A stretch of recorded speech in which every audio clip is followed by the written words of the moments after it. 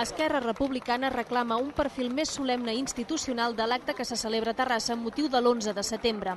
Així ho ha fet saber el seu portaveu, Isaac Albert, a la resta de partits a la primera trobada del curs polític dels portaveus municipals.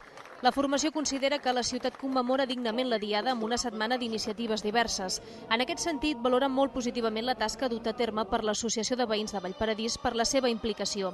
Tot i això, considera que el perfil de la celebració a la plaça de l'11 de setembre hauria de superar el caire de reivindicació veïnal per encabir el sentit nacionalista de la Diada i les diferents sensibilitats dels participants. La trobada en junta d'aquest dilluns també ha servit perquè Esquerra i Iniciativa hagin presentat una proposta d'acord dels portaveus en defensa de la vaga general del 29 de setembre. Demanen la derogació de la reforma laboral per considerar-la un pas enrere per la pèrdua de drets laborals i socials dels treballadors. D'altra banda, tant el Partit Popular com Convergència i Unió han presentat al·legacions al Reglament Municipal d'Ajuts d'Urgència Social aprovat al ple de juliol. El tinent d'alcalde de l'àrea ha explicat que els tècnics les revisaran i que molt probablement n'aprovin la majoria per tractar-se de matisos i petites concrecions en el redactat.